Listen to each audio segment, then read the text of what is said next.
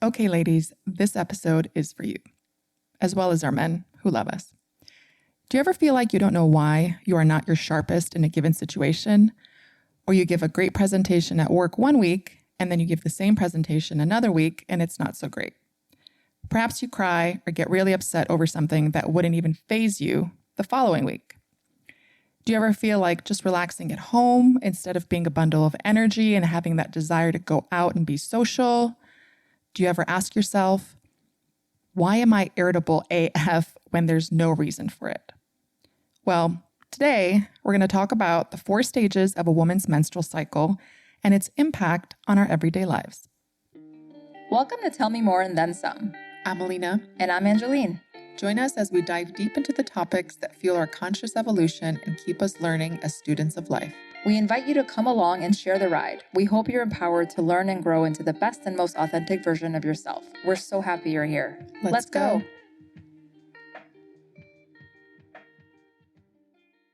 I am so excited to be discussing this topic. You and I have talked about this ad nauseum, and we're at a place where I think we understand the power of hormones and the quote-unquote control it can have over our day-to-day existence. And I'd say we've been good about trying to find a balance and not letting it manage our lives. Would you agree? I definitely agree. And taking it into account when we have important events occurring in our lives, which can be so hard at times, like if I'm going to a tropical place like Puerto Vallarta, which I go to pretty much every January and March, and if I know I'm going to be on my period, it just makes me angry because I know I'm limited to pool time and my clothes won't look so great because I'll be bloated. But I mean, am I going to cancel my trip? Absolutely not.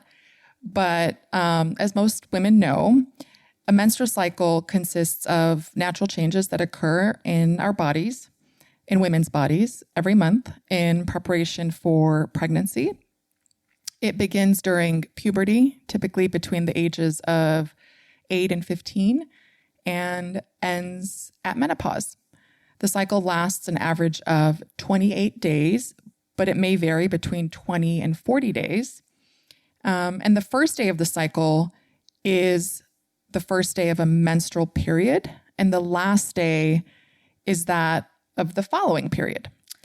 I just want to interrupt that because I think it's interesting to know that because many times you go to a doctor and they say, when was your last menstrual cycle? And I used to not know. Do you mean when it ends? Do you mean when it started? So it's just really good to remember that it's the first day of your period starting. That's the beginning of your cycle. So great point. Yeah, great point. And the menstrual cycle involves these complex interactions between our hormones, particularly estrogen and progesterone, which can influence both the brain and our day-to-day behaviors. Yeah, and the 4 phases of our cycle are menstrual, follicular, ovulatory, and luteal.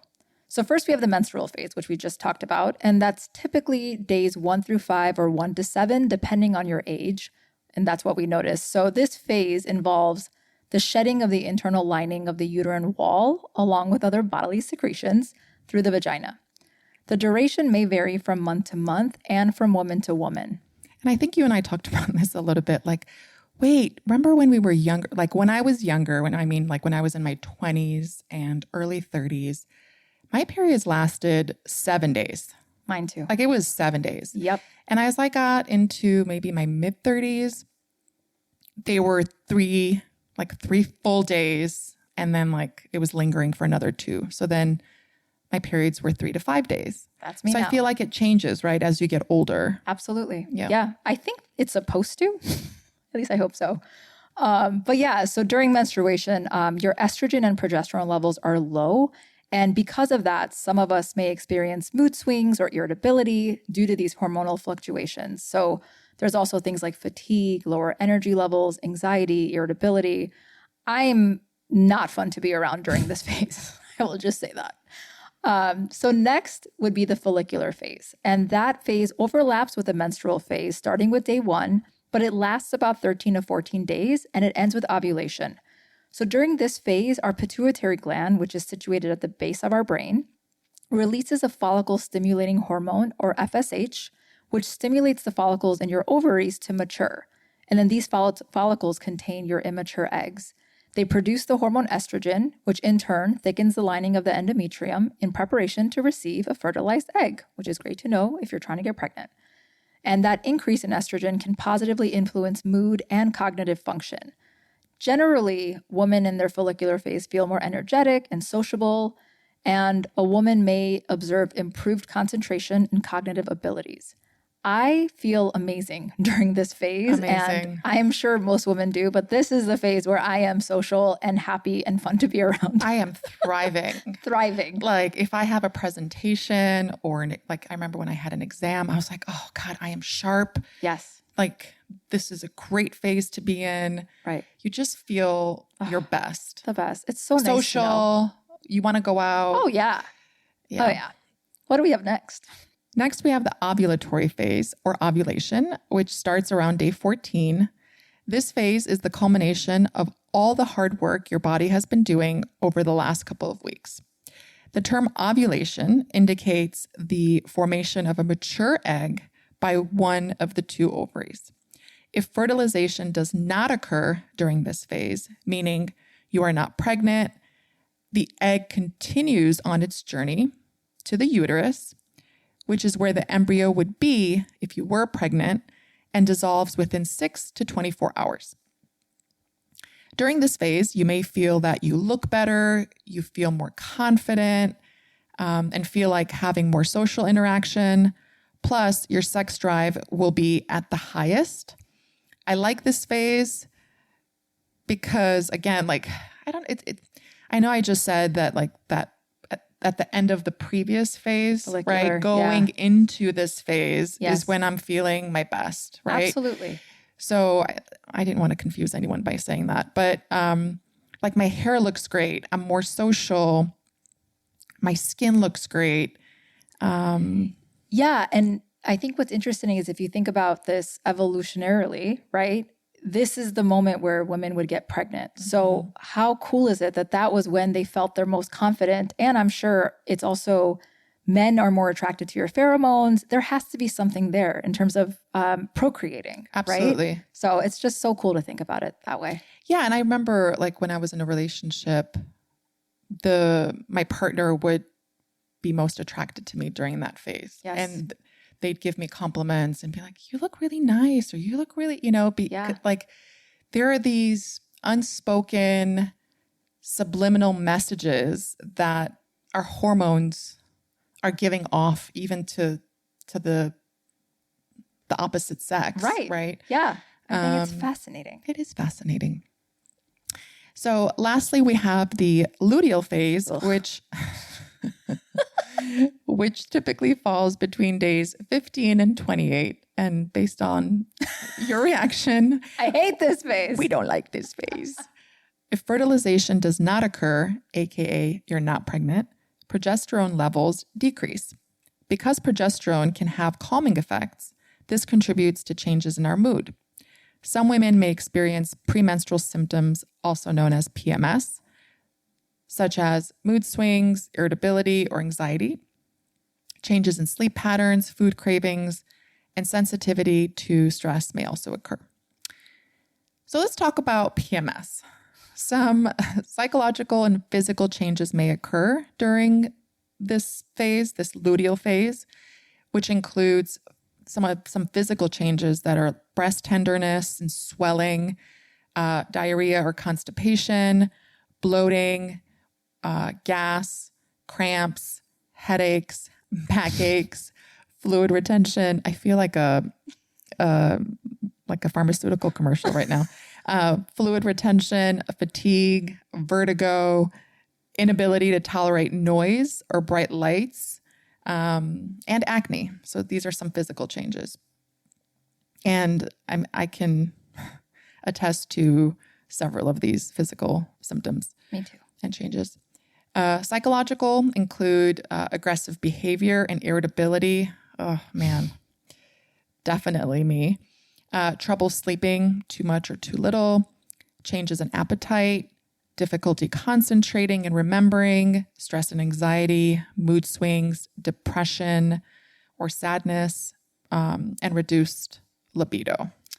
Yeah, if you ask my husband, he's very familiar with this. And even though if I'm not aware of where I am in my cycle, he'll ask me. He'll say, "Is your period about to come?" And out of love, I mean, it's with love that he asks that. But these are all very fun changes that happen to our bodies, huh? You know, I don't know why people don't talk about it more and just normalize it. Like, there's nothing, like, I love what you just said. Like, he asks you with love. Yeah. Right? And so it's like, why don't we talk about it? Especially if you're living with someone. Yes. There are these funny things on social media about like the physical changes that women go through, right? Yeah, and then right. The men are just like sitting there and they're the same throughout the days and weeks, and women are like, I'm up 1 minute, I'm down, I'm up again. Like, yeah. I know we can joke about it, but the reality is that our hormones have a huge impact in our day-to-day behaviors. And if the ones around us that love us most understand where we are in our phase, they can have a little bit more compassion and understanding, right, for what we're going through. Yeah. And I think we need to do away with weaponizing this, especially men, like, she's on her period. Like, they'll make it as an insult, like, oh, she's probably on her period. It's a real thing. It's not, you're not insulting me. Sometimes, yes, I am in my luteal phase and I might be different physically, psychologically. So I think the more people talk about this, including you men, like knowing that women's bodies change every 28 to 40 days and men having their cycles every 24 hours, they're the same every day. Yeah. So it's just, I think it's a really important conversation. Yeah. And I have had, men ask, or I'll just tell them and they'll say, oh, thanks for telling, like, let's say thank you for telling me. Thank you for letting me know. Or even girlfriends will be like, oh, I'm sorry. I'm just, I'm premenstrual. And it's like, thanks for letting me know. Exactly. Right. Yeah. But these wonderful symptoms occur because there's a sudden drop in these beautiful hormones that we need, progesterone and estrogen. However, they disappear a few days after menstruation once hormones are back to their elevated levels. Common issues accompanying our menstrual cycle include stomach spasms, which we all know as cramps, during the first few days of our cycle. And this occurs because of chemicals in the body that cause the uterine muscles to contract and help shed the uterine lining. There's something called dysmenorrhea. Dysmenorrhea. Yeah. It almost sounds like gonorrhea. Or diarrhea. Or diarrhea. We don't like the rheas. Dysmenorrhea. So dysmenorrhea essentially means painful periods. I actually have a dear friend who had this. It's sort of subsided over the years, luckily. But there's different types though, right? Correct. Okay. So there's primary dysmenorrhea, which is a very common condition that occurs because of the contraction in uterine muscles. It typically occurs during adolescence and fades away with age.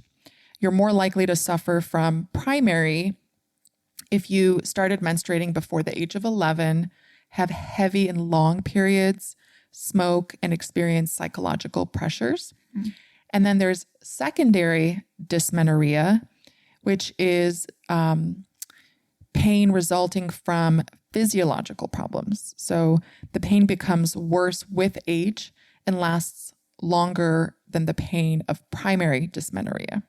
And the most common health issues that it may cause are endometriosis, uterine fibroids, and ovarian cysts. A lot of times, secondary dysmenorrhea requires medical intervention. A close association is suspected between the menstrual cycle and psychiatric symptoms. The prevalence of PMS has been studied for its variance across various geographies. 12% of women in France, 74% in Japan, and 98% in Iran. Wow. Lucky us.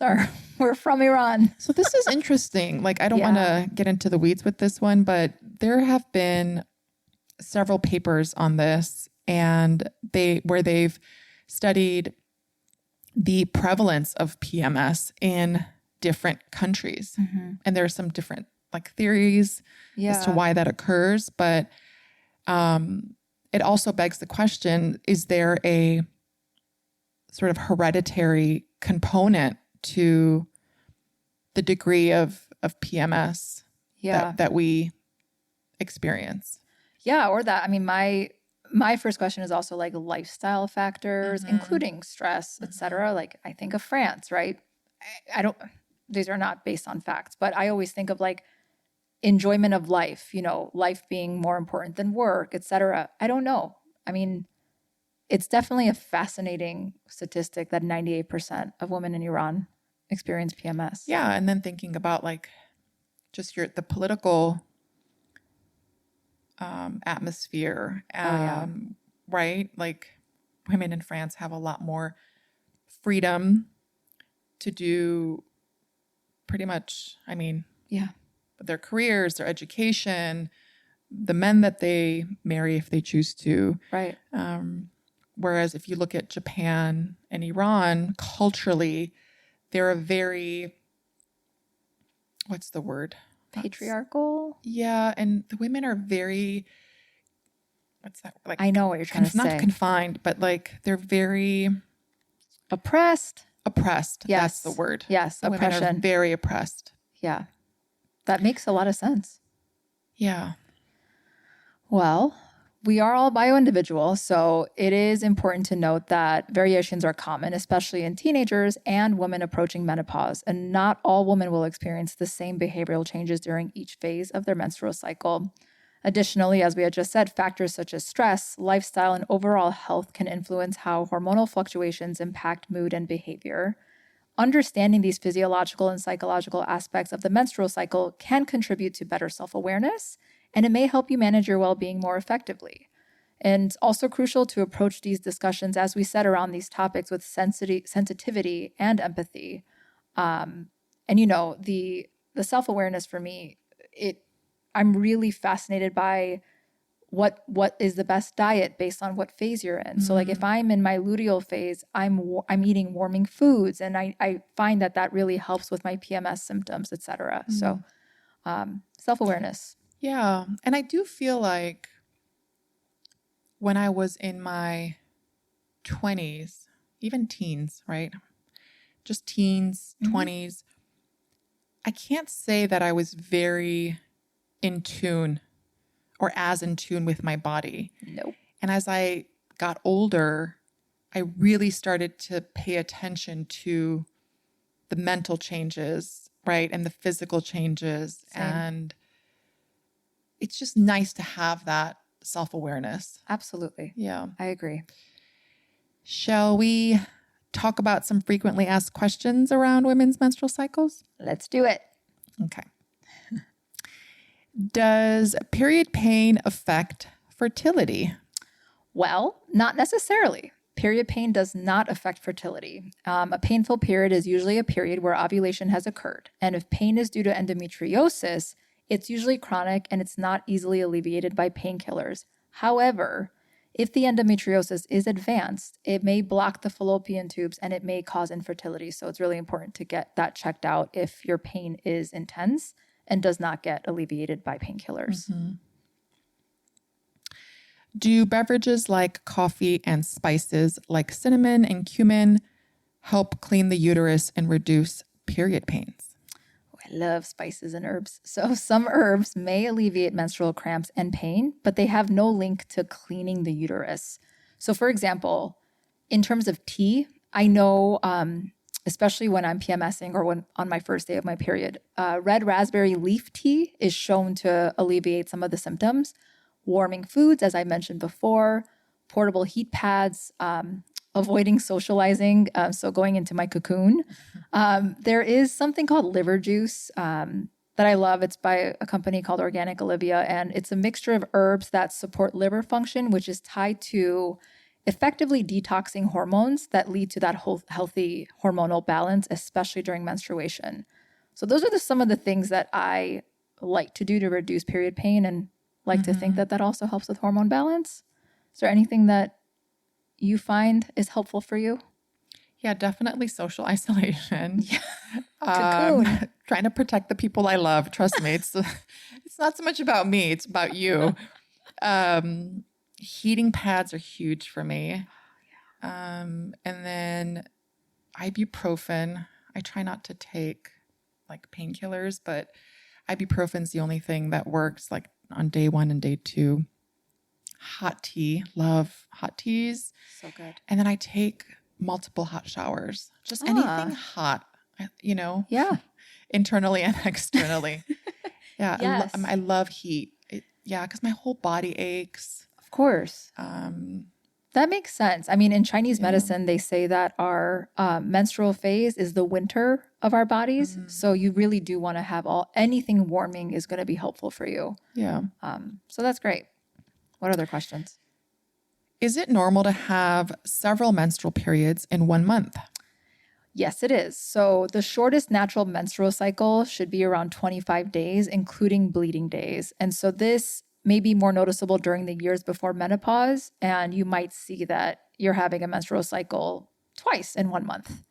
As you can see, the female body ebbs and flows in a similar way to the natural environment around us. And learning to honor your own internal cyclical nature creates an understanding of how your hormones work in each phase of your cycle. And we hope that this, helps bring a little bit more awareness. There's obviously so much more information, but I think we hit on a couple of key things, and hopefully it's been educational. I think so. Yeah, I think self-awareness, compassion, sharing, normalizing with those around you. Yep. I think those are things that we should all do more of. I agree. And now, as we like to end our podcast with what is bringing us joy lately, Alina, do you want to go first? I would say, what is giving me joy lately? My hair is getting really long. Yes, it is. So I'm just going to enjoy it being long because Lord knows I'll get bored with it fairly soon. Actually, I don't know. Maybe I won't get bored with it. But my hair, yeah. And I'm very grateful for my long, healthy hair. It looks gorgeous. Thank and you. Just like with our menstrual cycles, Alina loves to go through cycles with her hair, albeit it's a little less predictable. But I love that you just never know what you're going to get with Alina's hair. It's her signature. Thank you. Gorgeous. How about you, lovely? What's bringing you joy lately? Well, I've been reading fiction, and for all of my adult years, I've always said that I'm not able to read fiction because I get so bored. I can't follow the storyline. I've only read nonfiction books, but there was a book that my sister recommended to me, and it's like a psychological suspense book. I read 2 books within the span of 2.5 weeks, which is huge for me. And now I'm on my 3rd one, and it's just been really nice to find joy and pleasure in curling up with a good book with a cup of tea and just reading for fun. Yeah. And it not being quote unquote productive towards like my future and business stuff, Yeah, I love that. Yeah. And I think all too often we'll say things like, oh, I don't like that, right? Like, Yes. Or I'm not a reader, or Yep. oh, I am a reader, or I'm like, we put ourselves in these little boxes, and it's like, okay, true. well, I'm not a reader right now, but that doesn't mean that I won't be. And for you, it's, I'm not a great reader of fiction or nonfiction, Yeah. right? Yeah. But turns out you actually you like reading. It's just what you're reading. Exactly. Exactly. And I would like this to a growth mindset, right? Yeah. Like you can't label ourselves. Yeah. So I'm glad that I was open to it. And now I'm finding this whole new avenue of pleasure. So it's been really nice. I love it.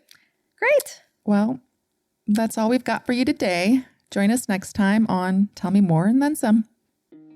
We hope you enjoyed this episode. If you did, please rate and review to help us reach more listeners. To learn more, make sure to follow us on all the socials at More and Then Some Pod. Join us for new episodes every Wednesday on Apple, Spotify, or wherever you listen to podcasts. Until next time, stay curious, learn more, and talk about it.